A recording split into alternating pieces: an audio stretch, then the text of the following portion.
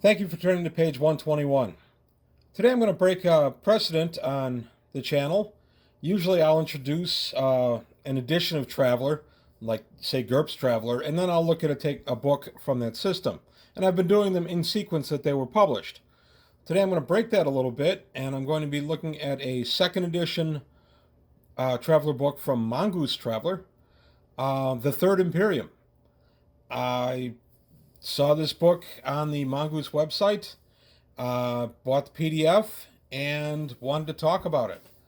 So here we go. We're going to take a look at it. This is Traveler, the Third Imperium by Christopher Griffin. I'm going to go into what I like and don't like. So here we go. Okay, Traveler, the Third Imperium, Mongoose second edition. What I like the cover. I like the artwork. I like seeing the royal family. One thing that Mega Traveler did is introduce the royal family, but then it just kind of left them dead on the floor, literally, and we never got to know much about them. This book, being named the Third Imperium, and the Emperor being the physical embodiment of whatever empire he rules, we got a look at the royal family, and we're going to go into that a little bit. So, this book is written by Christopher Griffin, and it's extensive. It's about 242 pages. It's very well presented. I like the artwork a great deal. I like the writing. I found the writing to be page-turning. I was able to sit down with this book on my little PDF reader tablet, and I spent several hours with it. Something I don't ordinarily do with books. Usually I have to take breaks now and again. I enjoyed this book. I like the layout. To be fair, there are some typos. There just are. We get to look at the book as a whole. We get to look at the Third Imperium, specifically Core. Core is, of course, the heart of the Third Imperium. And I'm one of those GMs for Traveler that's never placed anything in Core, simply because why would you place it there? It's also civilized. Why would you bother? Well, this book gave me things to think about. Here we go. We see the cultural zones within the Core area, and we see how diverse it is. And yeah, there's a lot more Imperial presence, if you will, but there is some room for adventuring. So we go into the interstellar relations between the Third Imperium and the various neighbors that they have, the Zodani with the Outworld Coalitions, Julian Protectorate. Oh, I should state, this book is set in 1105, which puts it well before the assassination as brought out in Mega Traveler.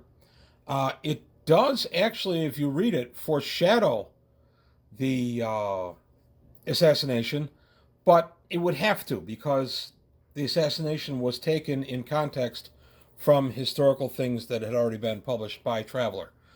So I'm not taking this that Mongoose Traveler is going to go down that rabbit hole necessarily, and even if they are, they've got a good long time before they have to bother with that. They still have to get through the Fifth Frontier War. By the way, I am excited about the idea of Mongoose actually tackling the Fifth Frontier War. I enjoyed it, was new when I was new to Traveler 40-some years ago, and I felt that it could have been fleshed out even more than it was, even though there was a lot published about it. I'm looking forward to a more modern take and an overall gathering of information. And that brings me back to this book. I have read a lot of what was in this book before. There's no question. I'm going to go back a little bit. We got some nice ships in this. Here we got the Imperial Military Forces. We go into the Imperial Navy, the Marines, the Army, and the Scout Service. We got nice detail, nice background on that. Now, to be fair, we have seen most of this stuff before, because if you've been reading Traveler forever, you've read about this stuff. But what we didn't have was it gathered in one place with a new, fresh take on it. And that is what this book brings. So even if you're a grizzled old traveler, like me, and you have a pretty extensive collection, I did not feel that I wasted my money on this book. I liked that it brought together everything, and I liked that it was a new look at everything. We got to look at an overview of the Imperial Navy. We got to look at the squadron and fleet organizations. Nice little deck plans here for a battleship, a Salian class battleship. There's just a lot of goodness in this book. The Imperial Marines. And the other thing this book did, and I'm big on this, is this could have read like a textbook. It could have been dry as dust and just something you had to slog through before your love for the game. That's not the case. They did a nice job of intermixing little adventure hooks, equipment, some rules, and history. And the history was really what drives each section, and then it breaks down into the other elements. I love that. There are places where I don't want a lot of rules interfering. If you saw my review of the Starship Operator's Manual, you'll know that I was happy about that one just being about operating the starship with the rules at the end. This book would have been a textbook to read if they had gone that way, and they didn't. We get a lot of good rules in here. We got a lot of neat stuff in here. We get some new alien character opportunities. We get nice tech. We get some new tech. We get some tech that's already been somewhere else before. But it's very well done. Here we talk about the role of the Army. And here we go. Here's a patron. And the patron with a little adventure hook. So if you want to include this patron, you're more than welcome to. Here we go. The Invader light grav tank. I love this kind of stuff. I'm going to make a traveler confession now, and I'm probably going to get rocked for this. But I am not a vehicle builder. I have read and enjoyed all the various books on building vehicles, but I've never actually bothered building one. I never had the drive to. That was never my niche with Traveler. I was more interested in the characters and the setting than I was with the vehicles. And by the way, this is also true in Silent Death and Battletech. I've never made vehicles for any of those. That doesn't mean I don't love the vehicles. I do. But I'd rather just read about them than spend the time making the numbers. I know many people disagree with that take on it, and that is absolutely your right. However you enjoy the game is how you enjoy the game. But remember, how I enjoy the game is how I enjoy the game. So, that's it. Off my soapbox on that, and back to the book. So we have the Grav APC, and then we have the Imperial Lift Regiment, the Imperial Guard, very important, serving the Imperial Guard. I would have liked a little bit more of the day in, day out of being in the Imperial Guard. That is one thing this book does kind of not bring to the table, is you certainly know what it is to serve in the Imperial Guard, but you don't know what your day is like. And I realize that that's what the role-playing is for, but I still would have liked to have seen a little bit of that brought out in the book. And I'm going to go ahead and I'm going to grumble about something else similar to that in just a few more pages. So there's the deck plan for Pax Imperii. The Imperial Interstellar Scout Service. I enjoyed this section a great deal. I love the Scout Service.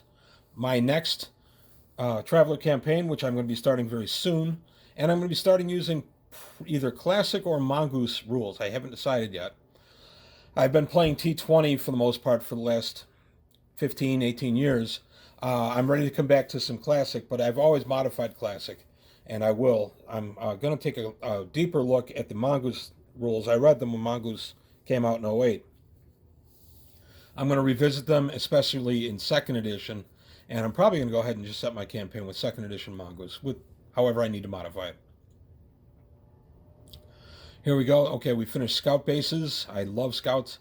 We go into Mercenary Forces. You don't think there's Mercenary Forces in the Corps? Sure there are. And this goes into why there would be.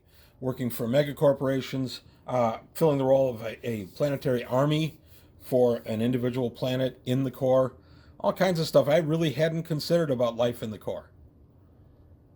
Okay, referees information on different missions you can do. Intelligence services in the Scout Service, the ISS Intelligence. The Agent. Anybody who's read and enjoyed Mark Miller's Traveler novel, Agent of the Imperium, here's your chance. You too can be an agent, a decider. You can play Jonathan Bland. This was really good. I'm going to grumble now. Ready? This should have been longer. I appreciate that we get an adventure hook in here. We get a profile of the agent. I wanted more. This is the book brought in, and we know from the novel that Jonathan Bland is not the only decider, and that the various deciders have kind of split off into their own persons which I love, and I would have liked to have seen this expanded on. Now, Mongoose, future? Absolutely. Take a look at this and expand on it. The Nobility. Ah, yes. Back in the day, like many of you, have read the Honor Harrington novels.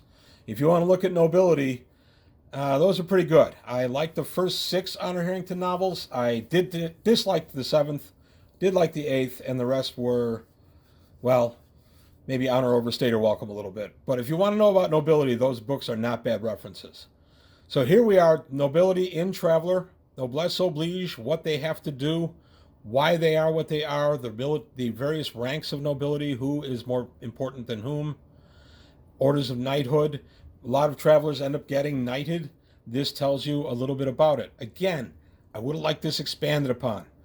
It's good, but I would have liked more nuts and bolts. Here we are with the nobility of the core. We just kind of get a hand wave for the moot, which I found a little frustrating. I'm going to go back to that in a moment.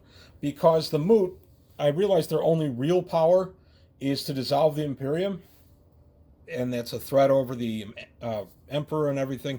But I wanted more. You don't maintain their headquarters and everything else and all the money and prestige that they have simply for one power. Of course, the moot is far more important than that. I would have liked to have seen that brought out more. And now we go to the royal family. Here's the Imperial Family. There's Emperor Strefan Ayala. I'm not even going to try that last name. I liked this. I loved seeing his actual stats. And now we're done with him. And here's his wife, the Empress. And here's his daughter. 3 pages. Now, I wanted more. To me, the Imperial Family, the Emperor especially, the embodiment of the Imperium, I wanted information on them. I have to admit, that was a disappointment for me when I was reading this book. I was really excited about getting to know the Imperial Family, and all I got was a quick thumbnail sketch and 1 picture. So, a little grumble there. Imperial Warrants. I like this. This goes into details about an Imperial Warrant, what a physical Imperial Warrant is. The microfibers in there and the tech that's involved and things. This is pretty neat. Then we go to corporations and megacorps.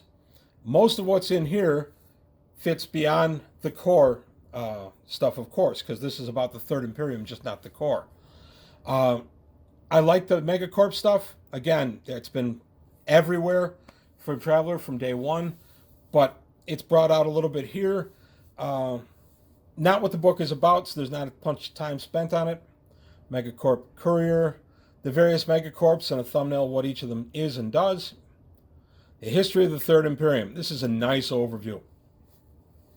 If you're tired of moving from book to book to try to capture the Third Imperium, or frankly just wanted an updated Third Imperium history, this is it. This is a lot of pages going into all 3 versions of the Imperium. The Silean Federation, so all your Year Zero stuff from Mark Miller's Traveler. I like this a bunch. Okay, we're going to continue on through the history. This is a lot of the book.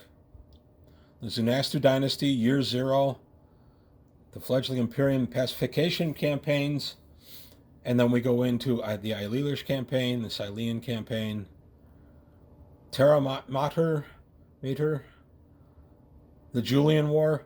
These are all neat little chunks, and a lot of these were visited in earlier versions of Traveler or just in the history of Traveler itself. So this was really fun to read. I enjoyed reading this section a great deal. I'm kind of a history freak, so that helps too. So, and I mean, real life as well as Traveler. Okay. There you go. There's little prose in here. Gives you a little feel of what it was like to be in the time that they're talking about. And these could also be used as adventure hooks. So, we're going to keep going through the history. I'm not going to spend a ton of time going into each one. We do talk about the Frontier Wars, the Emperors of the Flag. Very exciting time. If you there's a nice look at the Emperors of the Flag. Exciting time, as long as you didn't live in it. May you live in interesting times. Would absolutely appear there, or apply there. Coming through the Soleimani, the psionic suppressions. Very good look at the psionic suppressions there. Project Longbow. They also talk about Project Shortbow. Third Frontier War, the Soleimani Rim War. the classic era, which is roughly 100 years before now, and then up to 1105. And they end it with the tension between the Imperium, the Zodani, and their outward coalition allies has shown no signs of abating. The Imperium hopes to be prepared for subsequent frontier wars better than it has been. Now we come to the core sector. These are the systems within the core sector. These are all the subsectors. These are nice looking maps. I like these maps a lot. We get a good look at the important worlds, and here we get some more tech. I like the ion shield. I like the personal energy shield. I'll be introducing both. I like the tech level 15. If you've seen my other videos on Mark Miller's Traveler and Traveler the New Era, I grumble there that we don't get to enjoy in TL15. So this is a very long section dealing with that, but we do get a lot of tech in here. The corporate-sponsored Far Trader, the Empress Porphyria, and then we go on to more subsectors. This goes on for the balance of the book. From here on, we're just taking a look at subsector information for you to game in. God, this is so nice. You get to really flesh out the core, and it brings it alive for me. It gave me a lot of ideas for adventure hooks that I had not considered, because as I said, I considered the core to kind of be a barren area where there wasn't a lot of adventure to be had. Boy, was I wrong. There's a beautiful world map of Capital, the Grand Palace. I like the cutaway view of the Grand Palace, the Moot Spire. I'll go back up. Nice shot of the palace and the Moot Spire. I liked the information in Capital that's brought out here, but again, I would have liked some personalization for it. You don't get a flavor for what it is day in, day out to live with the Emperor of the Third Imperium. That's something that I feel needs to be fleshed out more. Here's a creature you can encounter. This book has pretty much everything you're going to want. There you go. Another creature. We get an expeditionary crawler, explorer mini subs. There's a lot of goodness in this book. I like how it's done. Here are some Silean travelers, so you can play a Silean traveler if you want, straight out of this book. And I'm not going to go through every little nook and cranny of this. I just want to show how much is in this book. And reference. I love the section on reference. Reference has always been one of my neat things. I think it's cool that you have all the knowledge of the Imperium basically on one planet with a backup file on another planet. I think it's just kind of neat. So here we are with reference, and there's the Libby, the librarian, is his anti-high lightning cruiser with all the stats. There's just some really fun stuff in this book that really made me reconsider how I felt about core and why I thought it was not really a place to adventure, and I was wrong. I was completely wrong. So here's an index at the back. So good and bad. The good is it's a far-reaching book. The scope is tremendous because it's dealing with the entire Third Imperium in 242 pages. Very ambitious, and for the most part, it captures it. I've mentioned that I would have liked to have seen a little bit more fleshing out of the capital itself, of core capital, and life on that planet, what the Moot actually does. Of course, they're influence peddlers. I'd like to know more about that. Maybe that's, I know it's been covered in Nobility and things like that, but I still would have liked to have seen a little bit more brought into this book. But if I had everything I wanted in this book, this thing would be 500 pages instead of 242. So, what I like about this book, I've gone through pretty much the whole video. What I was a little disappointed in was, as I said, I didn't think some areas were fleshed out as well as they could have been. I thought there were a few too many typos, not horrible, but I was surprised. I was surprised. In a product that looks this good and reads this well, I was really surprised to find some inconsistent editing. If that's my biggest complaint, it's been a good day. This is just a really good book. We're going to go back to the cover. There we are. And Now, there is a map that comes with this as well when you get the physical. Obviously, this is the PDF. The physical is not out yet. The physical book won't be out for a little while yet. I'm going to show the map in a moment, and then I'm going to discuss the price point a little bit, and a little grumbling to Mongoose. So, I'll be right back. Okay, here's the map that comes as part of the download. It's the map of the course, the sector, and it's beautiful. I love it. This is a poster that's going to be available with the physical book that you buy. The physical book is going to be $50. You get the book I just described plus this map. When you buy the PDF, you don't have an option for the physical map. So I'm going to grumble to Mongoose about two things here. One is, I want the physical map. I don't necessarily want to spend $50 more to get the same book I've already paid $30 for a PDF.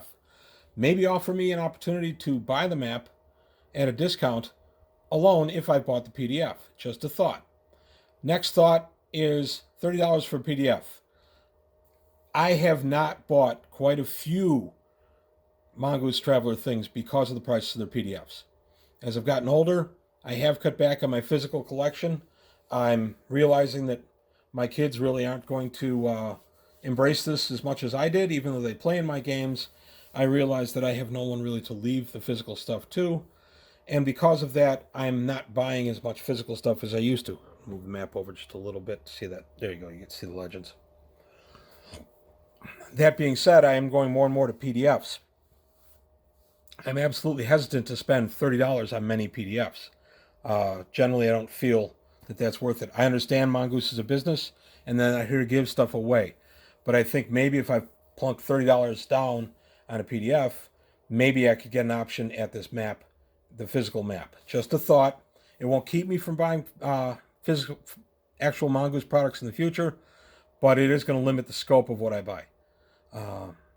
I like Mongoose. I like what they do. I just think that they're pricey for what they are. So that's it. I'm off my soapbox now. As a whole, buy it, enjoy it. I think this is an absolutely worthy addition to my Traveler collection. However extensive your personal Traveler collection is, this guy's got its place.